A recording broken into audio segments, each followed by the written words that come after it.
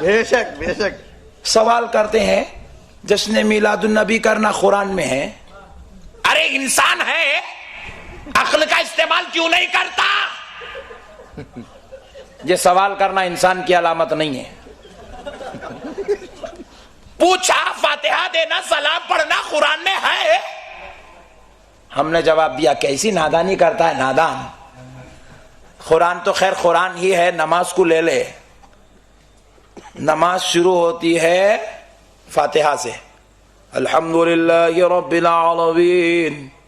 ہاں فاتحہ سے شروع ہو رہی، اور نماز ختم ہوتی ہے السلام علیکم ورحمۃ اللہ، سلام پر. نماز فاتحہ پہ شروع ہوتی ہے، سلام پہ ختم ہوتی ہے. سمجھا تو مسئلہ حل ہے.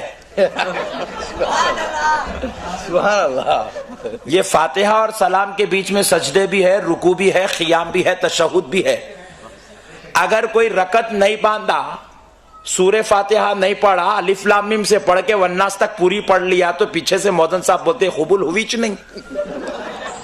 فاتحہ نہیں پڑھا نا، قرآن پوری پڑھ لیا، فاتحہ نہیں پڑھا، نماز نہیں ہوتی.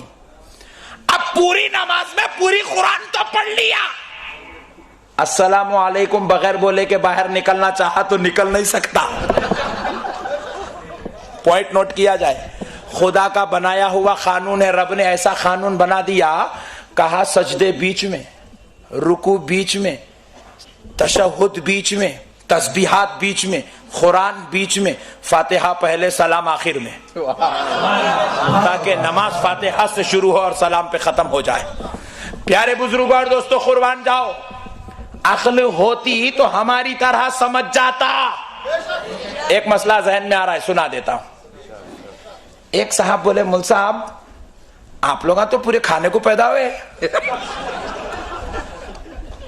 میں نہیں سمجھا تھا کڑپا کا ماحول اتنا بہترین ہے.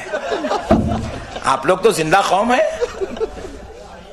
پیارے بزرگوں اور دوستو، اب شرارت میں تھی وہ جملے تو میں نے بھی محبت میں جواب دے دیا، جی ہاں میاں، کھانا خوب کھانا جنتیوں کی علامت ہے. سبحان اللہ.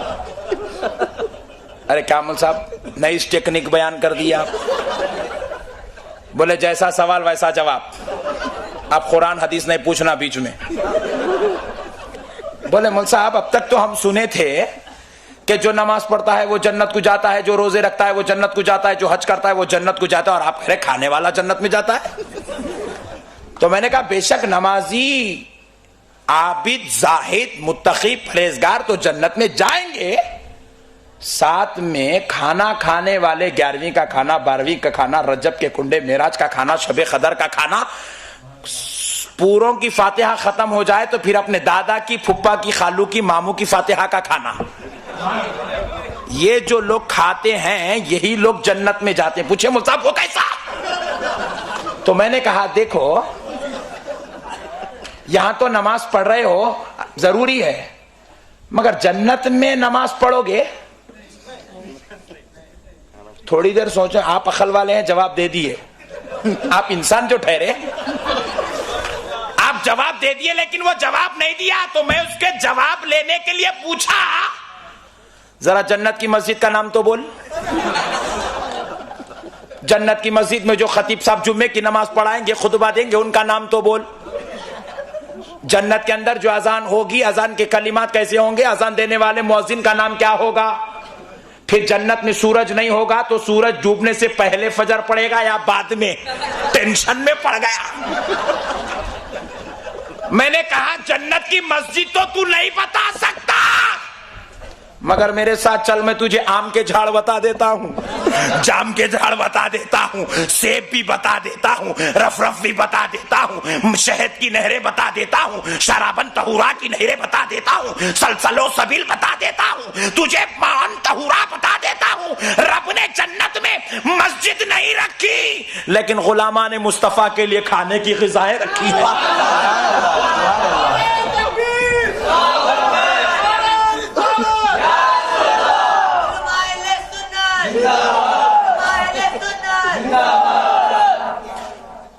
تو میں نے کہا اسی لیے ہم لوگ پریکٹس کرتے ہیں.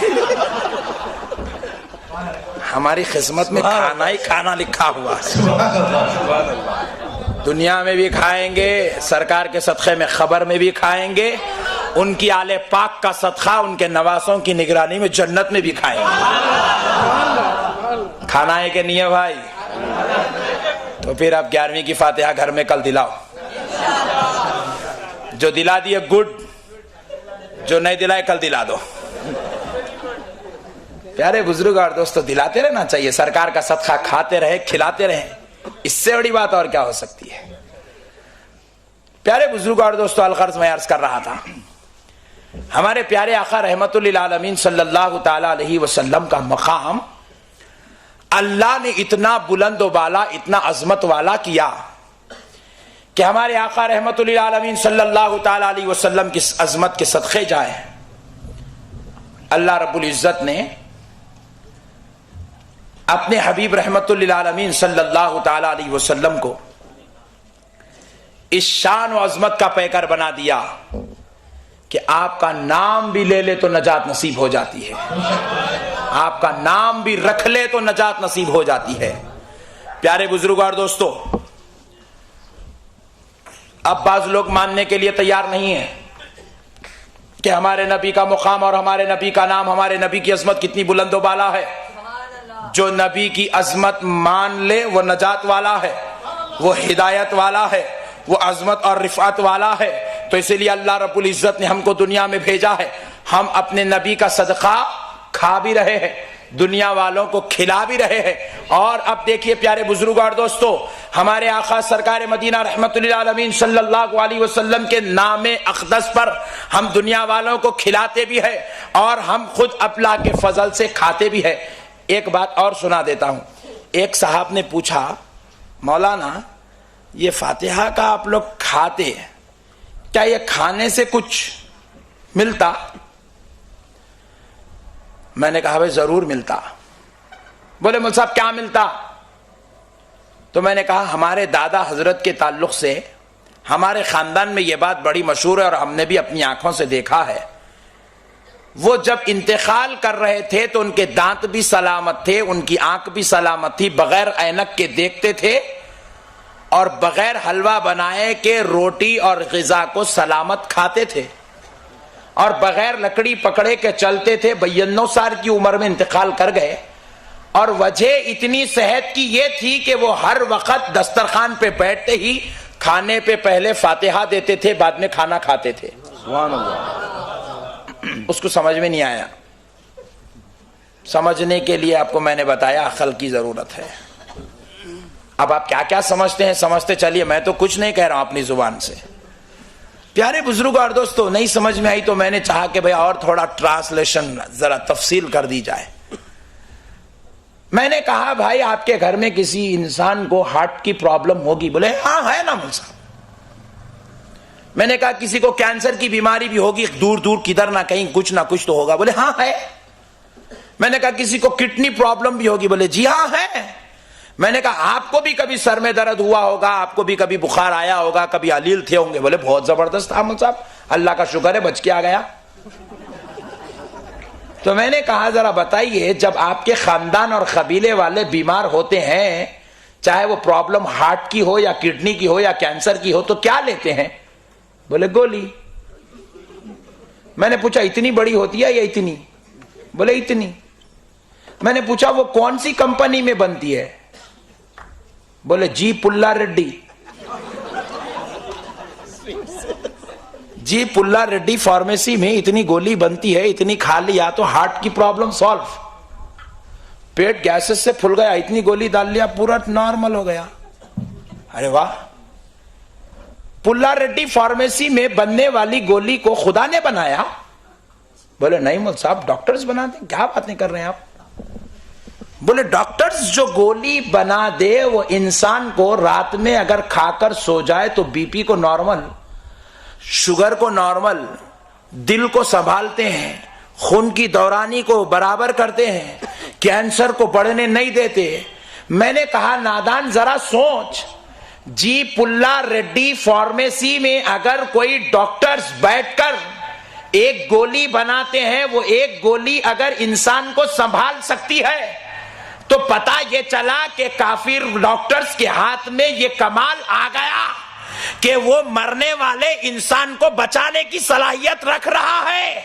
ایک ڈاکٹر 5 سال کا طالب علم اگر MBBS کالج میں گزار لے تو اس میں اتنی قوت آ جاتی ہے, اتنی صلاحیت آ جاتی ہے کہ وہ اپنی فارمیسی میں بیٹھ کر جو گولی بنا لیتا ہے, جو کیپسولز بنا لیتا ہے, جو ٹونک بنا لیتا ہے, وہ انسان کے لیے جینے کا سبب بنتی ہے. تو میں نے کہا نادان, پھر تو تجھے ماننا پڑے گا فاتحہ کا کھانا شفا کا سبب ہے, کیونکہ جیپ اللہ ریڈی فارمیسی میں کسی کافر کا علم کام کر رہا ہے, یہاں فاتحہ میں قرآن والا علم کام کر رہا ہے, اللہ والا علم کام کر رہا ہے, جنت والا علم کام کر رہا ہے, مصطفیٰ والا علم کام کر رہا ہے. خدا کی زبان سے جو کلام نکلا وہ اگر فاتحہ پہ پڑھ دے تو مجھے کہنے دے اب کھانے کا دانا نہیں رہتا بلکہ گولیوں سے زیادہ اثر والا ہو جاتا ہے. نعرے تکبیر, نعرے رسالت, علماء اہل سنت. اس لیے پیارے دوستو فاتحہ دینے میں شرمانا نہیں چاہیے, فاتحہ دینے میں کبھی نہیں شرمانا چاہیے, کیونکہ وہ اللہ کا کلام ہے, اس کے اندر برکتیں ہیں, اس کے اندر رحمتیں ہیں. سورہ فاتحہ, پوری فاتحہ کو تو چھوڑ دیجئے, جلدی میں بھی ہو تو کم سے کم سورہ فاتحہ تو پڑھ لینا چاہیے. سورہ فاتحہ کے 20 نام مفسرین نے بیان کیے, 20 نام, کہ اس کو سورۃ الفاتحہ بھی کہتے ہیں اور سورۃ الشفا بھی کہتے ہیں, کہ یہ فاتحہ والی سورت کسی کھانے پر پڑھی جائے تو کھانا شفا بن جاتا ہے. پیارے بزرگ اور دوستو, کسی شے پر پڑھ دی جائے تو وہ شے شفا بن جاتی ہے. اگر کسی میں برکت کے لیے دکان کی اوپننگ ہو رہی ہے, ہو سکتا ہے کسی کے ذہن میں خیال آ رہا ہوگا کہ انبیاء اکرام کو نبوت نبی پاک کے صدقے میں ملی, اس لیے وہ نبی پاک کا ذکر کرتے تھے. نہیں پیارے بزرگ اور دوستو, صرف انبیاء ہی ہمارے نبی کا ذکر نہیں کرتے تھے, بلکہ ہمارے نبی کی آمد سے پہلے انبیاء کی امتیں بھی ہمارے نبی کا تذکرہ کرتی تھی. سبحان اللہ. ذرا دیکھیے حضرت موسیٰ علیہ السلام کا مقدس اور مبارک زمانہ ہے.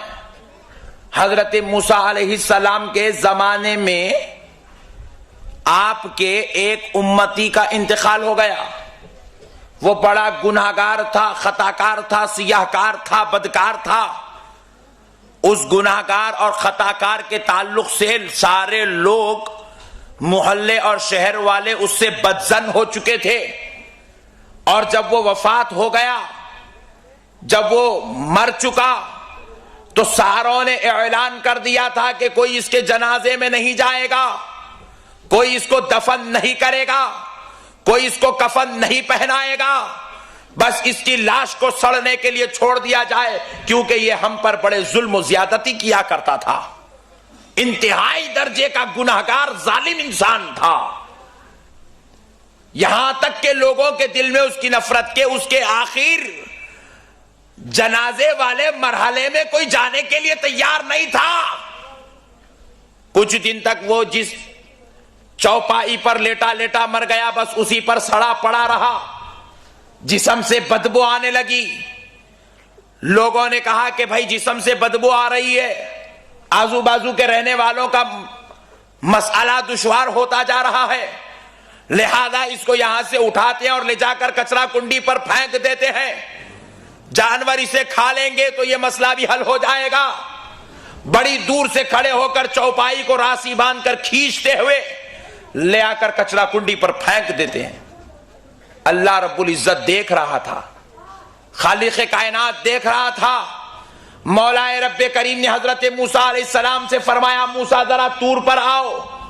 حضرت موسیٰ طور پر تشریف لے جاتے ہیں تو رب کریم فرماتا ہے, موسیٰ ذرا سنو, فلاں کچرا کنڈی میں ہمارا ایک بندہ پڑا ہوا ہے, وہ سڑ رہا ہے, کوئی اس کے جنازے کے پاس نہیں آتا, کوئی اسے نہلاتا نہیں ہے, کوئی اسے کفناتا نہیں ہے. ہم ان کی آزمائش کر رہے تھے, وہ اپنی آزمائش سے گزر چکے. موسیٰ اب آپ کو ہم حکم دیتے ہیں, جاؤ ہمارے اس بندے کو اٹھاؤ اور اسے اٹھا کر اپنے گھر لے آؤ, اسے نہلاؤ, اسے کفنا دفناؤ, اسے بہترین مقام پر دفن کر دو. حضرت موسیٰ اللہ کے حکم پر گئے, جا کر دیکھتے ہیں موسیٰ علیہ السلام قریب جاتے ہیں, ساری قوم آ جاتی ہے, کہتی ہے موسیٰ یہ بڑا گندا انسان تھا, ظالم انسان تھا, گناہگار تھا, خطاکار تھا, آپ اس کے جنازے کے قریب نہ جائیے گا, آپ اللہ کے نبی, آپ ایسے حرکت ہرگز مت کریے گا. حضرت موسیٰ نے کہا نادانو تمہاری بات سنوں یا خدا کی بات سنوں, میرے خدا نے حکم دیا ہے, میں اس کے ساتھ حسن سلوک کر ہی رہوں گا.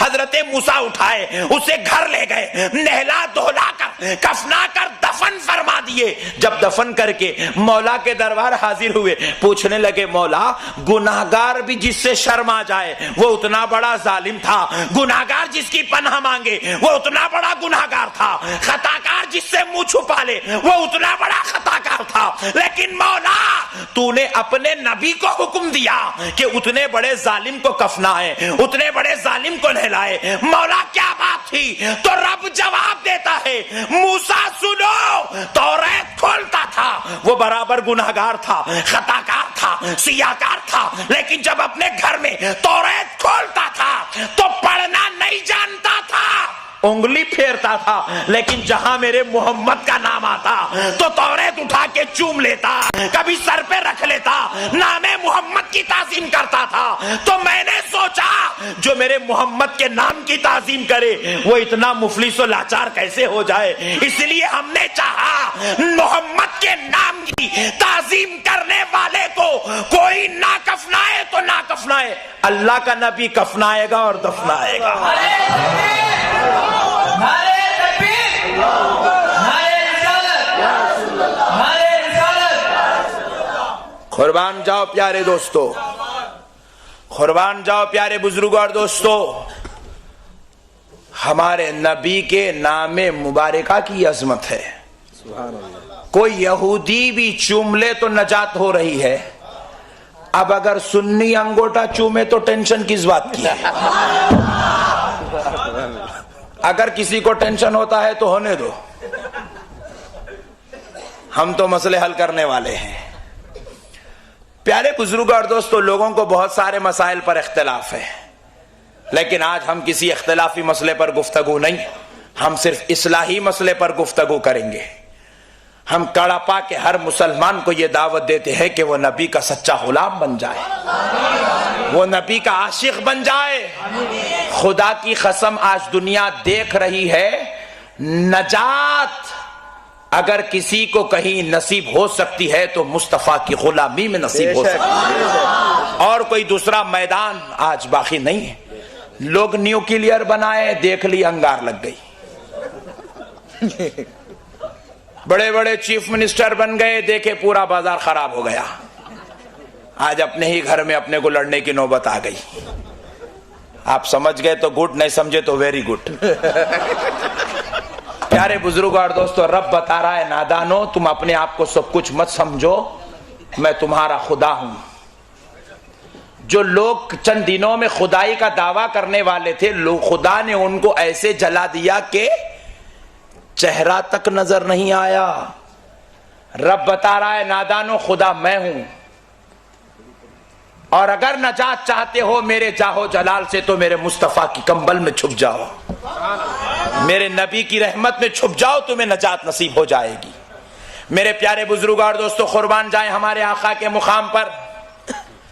دیکھیے حضرت اسحاق علی نبینا علیہ السلام کون ہے؟ آپ کو معلوم ہونا چاہیے کہ حضرت اسحاق حضرت ابراہیم کے بیٹے ہیں. حضرت اسحاق علیہ السلام کی امت میں اللہ نے 70,000 نبیوں کو پیدا کیا. آپ کی اولاد میں 70,000 پیغمبر پیدا ہوئے. حضرت ابراہیم علیہ السلام کے بیٹے اسحاق علیہ السلام ایک بار راستے سے گزر رہے ہیں, ایک معذور شخص اپنی بنڈی پر بیٹھا ہوا ہاتھوں سے اپنے جسم کو گھسیٹتا ہوا آگے بڑھ رہا تھا. اس نے حضرت اسحاق کا گزر ایک دوسری گلی سے دیکھا تو چلا اٹھا, یا محمدہ یا محمدہ. سبحان اللہ. حضرت اسحاق علیہ السلام پریشان ہوئے, یہ نام کون پکار رہا ہے, کدھر سے کہاں سے پکار رہا ہے. پلٹ کر دیکھتے ہیں تو ایک معذور شخص جس کے دو اپنے پیروں سے معذور ہے، ایک بنڈی پر بیٹھا ہاتھوں سے کھسکتا ہوا مجھے پکار رہا ہے۔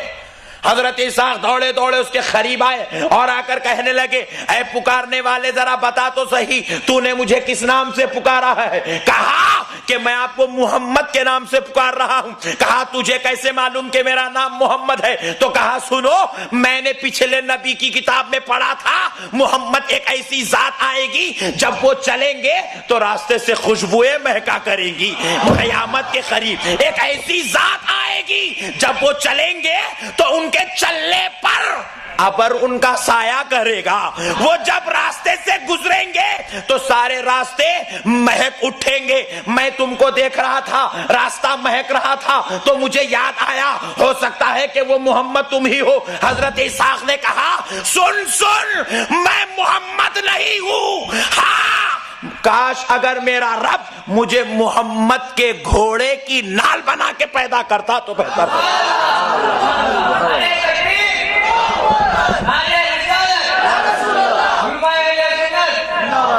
قربان جاؤ پیارے بزرگوں اور دوستو، نبی آئے نہیں، چرچا چل رہا ہے، تذکرے چل رہے ہیں، ذکر ہو رہا ہے، بلکہ یوں کہنے دیجئے میلاد النبی کا جلسہ ہو رہا ہے۔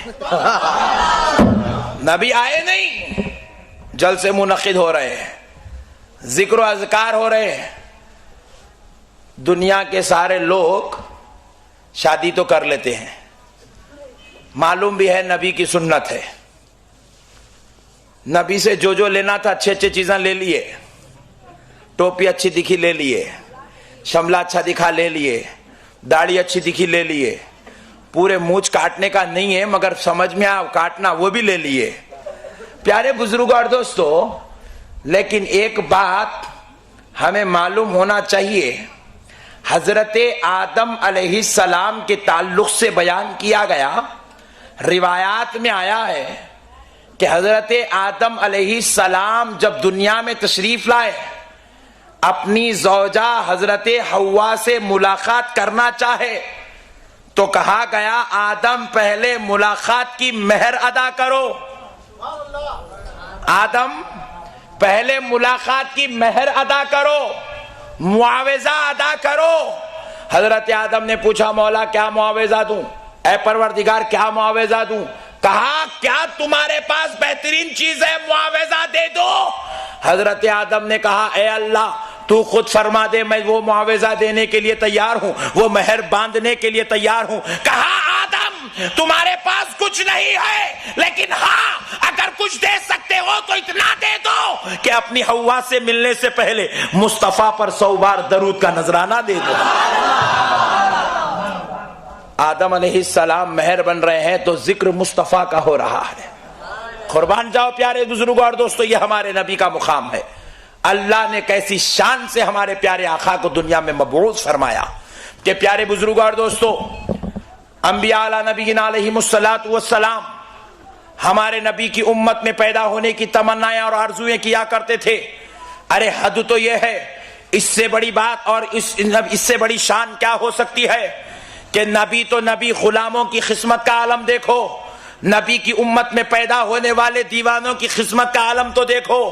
حضرت عیسیٰ علیہ السلام کو اللہ نے آسمانوں میں اٹھا لیا، حضرت عیسیٰ علیہ السلام آسمان میں اٹھا لیے گئے، محشر کے قریب، قیامت کے قریب حضرت عیسیٰ علیہ السلام کو پھر سے دنیا میں مبعوث کیا جائے گا۔ عیسیٰ علیہ السلام نبی بن کر تشریف لائیں گے، لیکن عیسیٰ علیہ السلام اپنی نبوت نہیں منوائیں گے، اپنی رسالت کی تعلیم نہیں دیں گے، بلکہ عیسیٰ علیہ السلام اپنے رسول اللہ کے امتیوں کے بیچ میں آ کر رسول اللہ کی شریعت کی دعوت دیں گے، اسلام کی دعوت دیں گے، لوگوں کو کلمہ پڑھائیں گے، لا الہ الا اللہ عیسیٰ روح اللہ کا نہیں، لا الہ الا اللہ محمد رسول اللہ پڑھائیں گے۔ اور ذرا سنو، اس سے بڑی قسمت اس غلاموں کی اور کیا ہو سکتی ہے؟ عیسیٰ علیہ السلام جب آئیں گے تو کعبۃ اللہ میں ظاہر ہوں ہوں گے، فجر کی نماز ہو رہی ہوگی، میرے آقا کا غلام فجر کی نماز کے لیے مصلی امامت پر جا چکا ہوگا، عیسیٰ علیہ السلام آئیں گے، کوہرام مچے گا، امام پیچھے ہٹنا چاہے گا تاکہ عیسیٰ کو آگے بڑھا دوں، تو حضرت عیسیٰ فرمائیں گے نہیں نہیں، میں آج تجھے مقتدی بنانے کے لیے نہیں، مصطفیٰ کے غلام کی اقتداء کرنے کے لیے تشریف لایا۔ قربان جاؤ پیارے دوستو،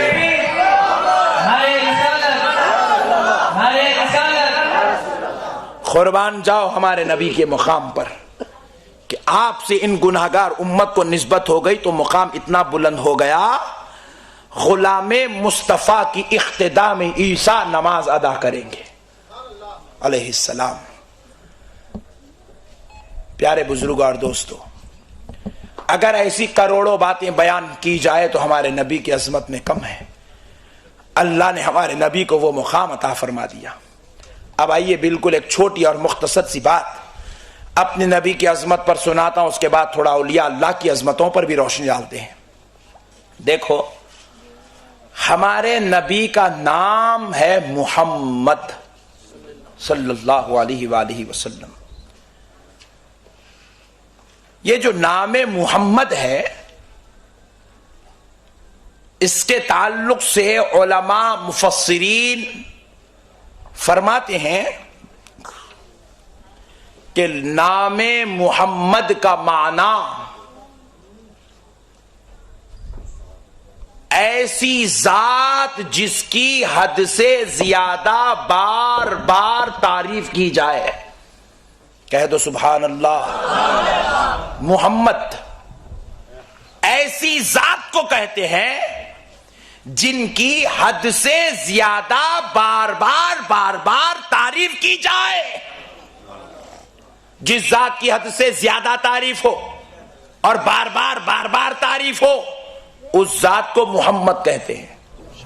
قربان جاؤ پیارے بزرگوں اور دوستو، یہ لفظ محمد اللہ رب العزت کا انتخاب کردہ نام ہے۔ ابھی میرے پیارے نبی صلی اللہ علیہ وسلم پیدا نہیں ہوئے، حضرت آمنہ رضی اللہ تعالی عنہا کے بطن اقدس میں منتقل ہو رہے ہیں، نور پاک مصطفیٰ منتقل ہوا، حضرت موسیٰ علیہ السلام حضرت آمنہ کے خواب میں تشریف لاتے ہیں، جلوہ گر ہوتے ہیں، فرماتے ہیں آمنہ مبارک ہو، آمنہ مبارک ہو، اللہ کا حبیب تم میں منتقل ہو چکا ہے، نبی آخر الزمان تم میں منتقل ہو چکے ہیں، سید الانبیاء تم میں منتقل ہو چکے ہیں، جنت کا مالک تم میں منتقل ہو چکا ہے، کائنات کا مختار تم میں منتقل ہو چکا ہے۔ اے آمنہ سنو، جب وہ پیدا ہو جائے ان کا نام محمد رکھنا، اللہ نے حکم فرمایا ہے۔ پیارے بزرگوں اور دوستو، دیکھو ہمارے گھر بچے ہوتے ہیں تو نام باپ ہونے کی حیثیت سے ہم رکھتے ہیں، یا ماں رکھتی ہے، یا دادا دادی رکھتے ہیں، یا نانا نانی رکھتے ہیں۔ قربان جاؤ، یہ ہمارے بچے ہیں جن کے نام ہم رکھتے ہیں، مگر محمد کی عظمت کا عالم دیکھو، وہ پیدا ہو رہے ہیں تو عبد المطلب نے نام نہیں رکھا، حضرت عبداللہ و آمنہ نے نام نہیں رکھا، خالق کائنات نام ارشاد فرماتا ہے۔ اللہ نے آپ کے نام کا انتخاب فرمایا، اور ایسا نام انتخاب فرمایا، حضرت آدم تا محمد، حضرت آدم تا عیسیٰ، 1,24,000 پیغمبر پیدا ہوئے، ان کی امتوں میں کئی اولیاء پیدا ہوئے، کئی صحابی پیدا ہوئے، کئی عابد پیدا ہوئے، کئی زاہد پیدا ہوئے، کئی متقی پیدا ہوئے، لیکن محمد نام کا کوئی پیدا نہیں ہوا۔ محمد نام کا کوئی پیدا نہیں ہوا۔ اور میرے مصطفیٰ کا معجزہ تو دیکھو، جب وہ محمد کیا پیدا ہو گئے، ہر گھر میں اب محمد ہی پیدا ہو رہا ہے، ہر گھر میں محمد پیدا ہو رہا ہے، ہر گھر میں محمد پیدا ہو رہا ہے۔ خدا کی قسم، اس مجلس میں اتنے بیٹھے ہیں، سوائے چند لوگوں کو نکال کر ہر ایک کے نام کے ساتھ محمد لگا ہوا ہے، ہر ایک کے نام کے ساتھ محمد جڑا ہوا ہے۔ میرے پیارے بزرگ اور دوستو، نبی آئے نہیں، آپ کے نام کا چرچا ہو رہا ہے۔ اب ذرا دیکھیے، بعض لوگ کہتے ہیں نعوذ باللہ من ذالک حضور کو علم غیب نہیں ہے، استغفر اللہ۔ بعض لوگ کہتے ہیں حضور حاضر و ناظر نہیں ہے، بعض لوگ کہتے ہیں حضور میں یہ عظمت نہیں ہے، حضور کی یہ شان نہیں ہے، حضور میں یہ مقام نہیں ہے، حضور میں یہ مقام نہیں ہے۔ کسی کی عظمتوں کو گھٹانا یہ عیب ہے، کسی کی عظمتوں کو گھٹانا۔ آپ بولے یہ لائٹ ہے لیکن اس کے اندر روشنی نہیں ہے، آپ کہیں بھائی سورج ہے لیکن روشنی نہیں ہے، چاند تو نکل گیا وہ بھی 14ویں کا چاند ہے لیکن چاندنی نہیں ہے، ایسا نہیں ہو سکتا۔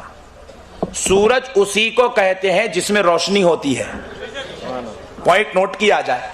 چاندنی اسی کو چاند اسی کو کہتے ہیں جس میں چاندنی ہوتی ہے، اگر اس میں چاندنی نہیں ہے تو وہ چاند نہیں ہے۔ پیارے بزرگوں اور دوستو، انسان اسی کو کہتے ہیں جس میں سمجھ ہے، پوائنٹ نوٹ کیا جائے۔ میں بڑے لطیف انداز میں آپ کو لا رہا ہوں۔ جانور کو انسان نہیں کہتے حالانکہ زبان ہے،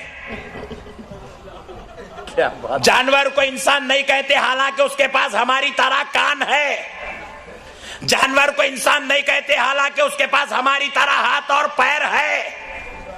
انسان ہم کو کہہ رہے ہیں جبکہ سارے اعضاء ہمارے پاس جو ہے اس جانور کے پاس بھی ہے، لیکن اسے جانور کو انسان نہیں کہہ رہے ہیں۔ ہم نے پوچھا اس کو جانور کہہ رہے ہو، انسان کیوں نہیں کہتے جبکہ سب کچھ ہماری طرح موجود ہے؟ تو دانشمند عقل والا جواب دے گا سب تو موجود ہے لیکن عقل نہیں ہے۔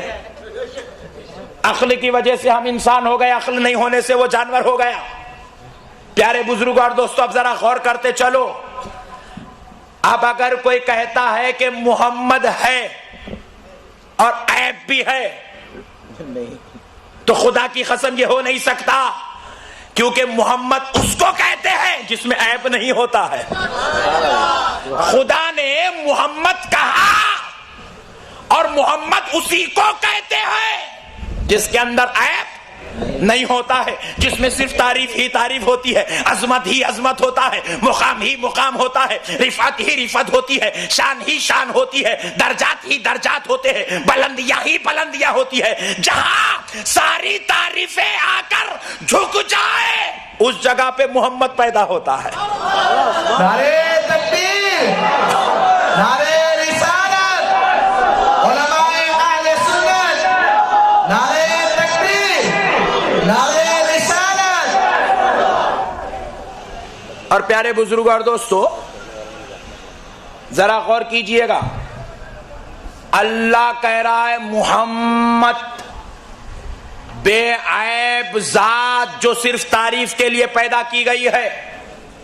اب ذرا دیکھیے محمد کا معنی ہے جس کی حد سے زیادہ بار بار تعریف کی جائے، اللہ کہہ رہا ہے تعریف کی جائے۔